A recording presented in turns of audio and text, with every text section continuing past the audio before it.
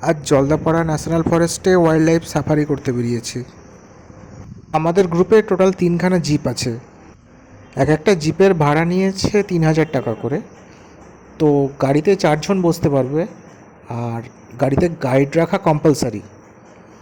তো এই booking available আছে জলদাপাড়া ন্যাশনাল ফরেস্টের যে মেন গেট আছে, তো যে কোনো মেন গেটেই এই সাফারির ব্যবস্থা অ্যাভেলেবেল আছে। তো চাইলে অনলাইনে বুকিং করা যায়, তবে আমরা বন্ধুরা এখানে এসেই বুকিং করেছি। তবে আর যাই হোক, এই পরিবেশটা কিন্তু খুব সুন্দর লাগছে, পুরো শান্ত নিরিবিলি পুরো। ওয়েদারও কিন্তু বেশ ঠান্ডা, এখন রোদ উঠে গেছে দেখতে পাচ্ছেন, তবু আমাকে টুপি পরে থাকতে হচ্ছে। বেশ ঠান্ডা। আমার ভাইকেও দেখলাম বেশ জবুথবু হয়ে দাঁড়িয়ে আছে। তবে জন্তু জানোয়ারের কোনো দেখা সাক্ষাৎ নেই। দেখাই যাক কি দেখতে পাই শেষ পর্যন্ত। ক্রমশ আমরা গভীরতম জঙ্গলে প্রবেশ করছি। বাপরে বাপ, কিছুই দেখা যাচ্ছে না ভেতরে, চারদিকে পুরো সবুজে সবুজ।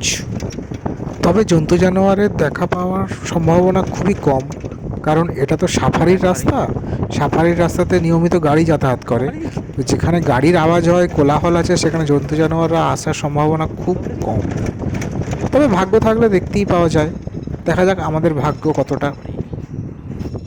তবে জন্তু জানোয়ারের দেখা পাই বা না পাই সেটা বড় কথা নয়, কিন্তু জঙ্গলের পরিবেশটা খুবই উপভোগ করছি আমরা।